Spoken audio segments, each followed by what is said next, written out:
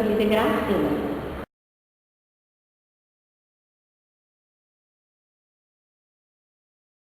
Olha, na época, a Larissa estava com 3 anos e ela vivia dançando dentro de casa. Eu vivia na ponta do pé dançando, falando que ia ser bailarina. E aí, Kátia, que eu já conheci desde pequena, Kátia eu estava dando aula, porque sabia que ela estava dando aula, né? Eu já estava com a academia. Então eu levei Larissa primeiro por nessa vontade dela. E cheguei lá, Kátia, eu sou Graça, mas ela é muito pequena, ela só tem 3 anos. Mas eu insisti e ela deixou.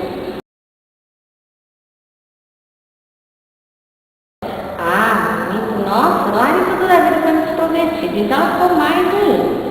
Se ela já demonstrava o gosto pela dança, esse gosto só aumentou. Então, cada vez ela dançava mais, cada vez ela ficava mais encantada com dança, com música, com tudo.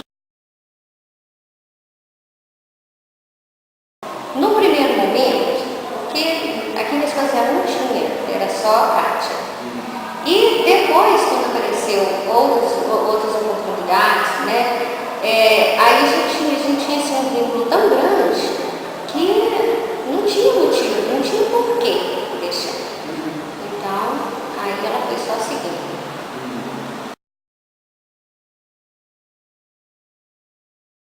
É muito grande. Nossa Senhora, a gente tem que acompanhar, porque se você, a partir do momento que o filho vê que você está acompanhando, que você está interessado, né, nas atividades dele, a tendência é só crescer, só melhorar.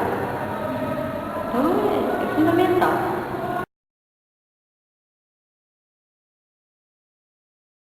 Muito bom. Larissa cresceu junto com a academia cresceu junto com a Larissa, né?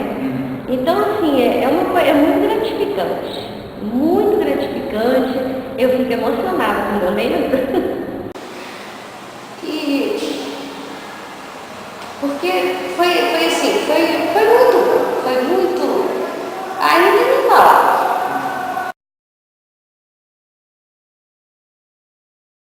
Ensinou muita coisa. Porque se antes eu já gostava de dança, de música, eu aprendi a gostar muito mais. Eu aprendi a ver assim, muitas outras coisas, os balés. Ela falava de Gisele, eu falava, para mim Gisele não, de um menino, depois eu fui ver que não era, né? Quebra-nozes, eu não sabia o que era quebra-nozes, aprendi com ela, vi outras.